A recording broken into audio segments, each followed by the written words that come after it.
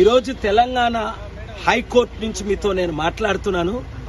10 మంది బీఆర్ఎస్ ఎమ్మెల్యేలు కాంగ్రెస్ పార్టీలో చేరడం అవినీతి, వాళ్ళని డిస్క్వాలిఫై చేయండి, సస్పెండ్ చేయండి, శాలరీలు ఇవ్వకండి అని ఇంటర్మ్ ప్రేయర్ 3 ప్రార్థనలు, లాంగ్ టర్మ్ ప్రేయర్ 5, లేదు అంటే దేశం సర్వనాశనం అయిపోతుంది.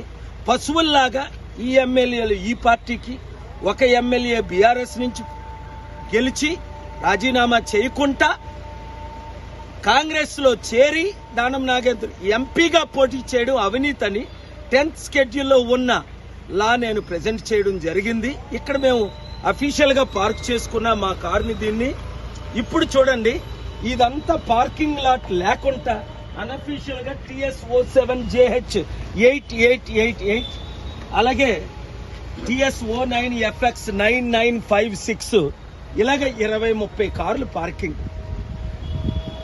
రేవంత్ తమ్ముడు, నువ్వు కొత్త కోర్టు కట్టే కంటే 100,000 కోట్లు ఖర్చు పెట్టి ఇంత చక్కగా ఉన్న మంచి కోర్టుని పాడు చేయకుండా, ప్రజాధనాన్ని వేస్ట్ చేయకుండా, రియల్ ఎస్టేట్ బిజినెస్ ప్లాన్స్ పక్కన పెట్టి, చూసావా అడవిలో కట్టారు, అమరావతి మునిగిపోయింది విజయవాడ అంతా.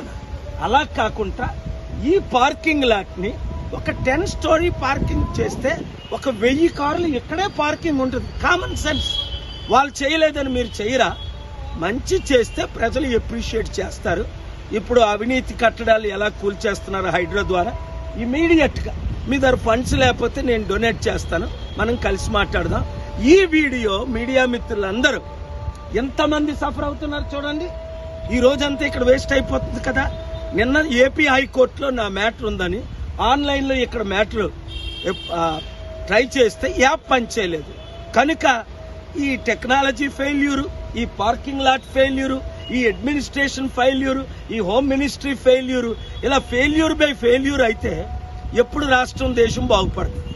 ఈ వీడియో అందరూ రీచ్ అయ్యి ఇల్లీగల్ పార్కింగ్ చేయకండి. 1, లీగల్ పార్కింగ్లు పెంచండి. అడవి లాంటి దుబాయ్ ప్రపంచంలో నెంబర్ 1 సిటీ అయింది. ఆర్గనైజ్డ్ ప్లానింగ్ లేకే ఈ ఎమ్మెల్యేలు, మంత్రులు, ఈ ముఖ్యమంత్రులు, ఈ ప్రధానమంత్రులు ఈ దేశాన్ని సర్వనాశనం చేస్తున్నారు. కనుక ఈ వీడియో వారందరికీ రీచ్ అయినంత వరకు షేర్ చేయండి. Thank you very much.